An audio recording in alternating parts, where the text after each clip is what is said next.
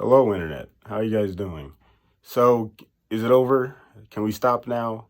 Can we stop holding NBA players up like they're gods? These guys are soft. Um, I've always kind of felt it. I always felt like it was kind of not right to say because there's plenty of guys in the NBA who aren't. But my last video, I was just ranting about how I couldn't stand the NBA. And my main frustration was because I don't watch much during the regular season. I pay attention, see what's going on, see who's playing well, who isn't. I like to look at stats. I like to look at highlights from games, but I don't watch full games that much during the season because the NBA sucks. But there's a handful of teams that are good, and usually when the playoffs come around, that's when I really start to pay attention because even like the WNBA, it can be enjoyable to watch come playoff time because it's like at least you're watching the best teams. But this playoffs was just very frustrating because of all the crazy scores and how a team would score 100, win by 30 one night, then lose by 30 the next night. That was all kind of annoying. And the thing that was in the back of my mind was the Nets situation. Now, I'm a Knicks fan. I took a lot of enjoyment out of seeing them fail, but I also acknowledged just how pathetic it was. I was like, there's no excuse for that. There's no excuse for a team with that much talent to embarrass himself like that.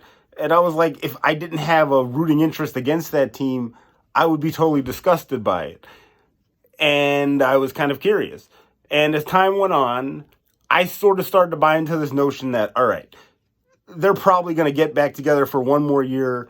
Kyrie's going to say, look, I was on my BS last year, but I'm going to be focused this year. And KD's going to say like, all right, I might be out after this year, but just let's give it one more shot and let's just go balls to the wall. And that's what a lot of Nets fans were saying, and the whole time there was this question of, is Kyrie and KD going to be upset that they didn't give him a long-term extension? I wasn't sure. And it turns out that was the issue because that's what I think. There's a lot of theories about why KD now requests a trade on the first day of free agency. And my Knicks got Jalen Brunson. It is what it is. He's at least a real point guard. It's not going to change the franchise, but I don't have any problem with it because all these guys make too much money. So I can't look at that as the issue. If he's a fit, then he's a fit. And it's 4 years, so if he sucks, you're locked in for the same amount of time you're locked in with Randall. But KD, what are you doing, dude? I'm serious, man. Like, this is a terrible look. I've always felt you like you were weak-minded. You're an unbelievable talent on the court. He's always been an unbelievable talent. He probably always will be. Like, he could probably be 50 and still, balling on the rec arena, with the boys and still be the best guy out there. But he is afraid of a challenge. And obviously a lot of people have said that. That's cliche. I don't want to call a grown man who's a professional afraid. But it's like, look, when he left the Warriors to go to OKC, I didn't totally kill him.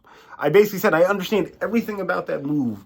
But I said at the time, even then, I was like, the competitor in me tells me you don't go to the team that you came back that came back against you 3-1 and beat you. You don't go to that team the next year. You sign you sign a 1-year deal and you say we're running it back and we're going to try to do this. And so that's all full circle of what's happening now. When I thought run it back 1 year, try to do it, but he doesn't want to. And there's no loyalty. It's like, okay, first of all, why are you even concerned about Kyrie's contract? Kyrie is a nutcase. Kyrie's going to do whatever he wants. Look, the whole vaccine thing, I've never been crazy about vaccines. I've been somebody that's turned down flu shots my whole life. But at the time that I got the vaccine, I was coaching. Now I'm currently not coaching. There was a lot of stuff that went on, and I ended up, I'm basically not coaching anymore. But I basically got it thinking I needed to get it to keep a job, and I just did it. And the fact that I didn't die, I said, okay, maybe I was thinking crazy. I really think that would have been a much easier decision to make if millions of dollars were on the line. And it's not even about that. Like, in the end of the day, if he doesn't care about the money, that's whatever. That's his decision. It's stupid, but that's his decision. I don't even judge that. But how do you look your teammates in the eye and basically say, you know what, I don't really care about your goals and dreams? Obviously we now see that Harden was smart and sniffed that out and got out of there. But Kevin, I don't know what he was thinking, but it should have been very obvious, I think, when Kyrie said, I'm not getting the vaccine, whether you respect the decision or not, that should have been when it was obvious that basketball is not the most important thing to him. And if it is to Kevin, he should have, put his foot down then and said, look, Kyrie, this is not what I signed up for. And I don't think that happened because that's not his personality. He's not an alpha male. And you don't have to be, but you can't then hit your star to the most volatile, person in the NBA in Kyrie Irving. I think Kyrie is a leader, but he'll lead you off a cliff. And that's what's happened to Kevin. And I knew that from day one because as a Knicks fan, everybody mocked me. Every Nets fan I knew. I live in the New York area. I live 2 hours away from New York City. So everybody either loves the Knicks or hates the Knicks. So even, there's not a lot of Nets fans, but everybody likes to mock the Knicks. So everybody gave me crap. You guys didn't get Kevin. You guys didn't get Kyrie. And I said, look, I was like, number one, if those 2 guys went to Denver, I wouldn't have given a damn. Yeah, it's a little annoying that they went to our city, to the other team, to get this fan base now, chirping. But I was like, okay, number one, KD's coming off an injury. We don't know if he's ever going to be the same. If he is one of the best players in the league, I'd love to have him. But I was like, I don't want Kyrie because this was on the heels of the whole Boston situation. The Boston situation, the fact that he left LeBron without a real explanation was when the seeds of doubt were planted in me. And then the Boston situation, the fact that it was so hunky-dory when he got there and then he changed his mind so quickly, I was like, okay, that doesn't make him a bad guy. But people who can just change their mind on a whim like that are not stars that you want to invest in. And I think it's all coming home to roost now. And yeah, so now the question is, where does Kevin Durant get traded? I really don't care. Because I'm not gonna watch the regular season because I usually don't, and it's goofy. Kevin's gonna go to some team. They're gonna be really good in the regular season, and then we'll see what happens in the playoffs. But either way, the thing I'm just trying to figure out, it's the last thing I'll say, I'm trying to figure out what this does for Kevin. What does this do for him ultimately? This doesn't help his legacy in any way. If he leaves and goes to a ready-made contender and he wins a championship, then okay, that's fine. Now, if his plan, I doubt his plan is to go to a bad team and try to build that from the ground, because if that's the plan, just stay in Brooklyn, do it there. They've never won a title. And, if it's just to get out of Brooklyn, it's like you're 34, dude.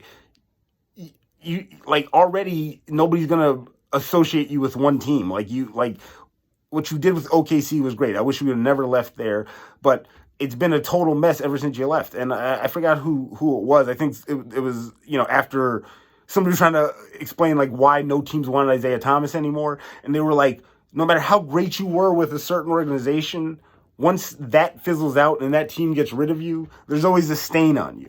And obviously when you're a superstar like Kevin is, that stain doesn't exist, but there's still something there, we're not building for anything sustainable, really. We're just kind of hoping to get a flash in the pan. And like I said, he's 34. He has an injury history.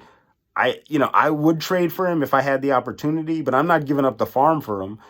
And in the end of the day, yeah, if we don't win year one, who's to say he's going to not check out then? So it is sad to see. I don't think it's over for him, but it's just why leave at this point if it's about your legacy? If somebody has an answer to that, let me know. But yeah, I felt like the NBA has sucked for a while, and this just confirms it.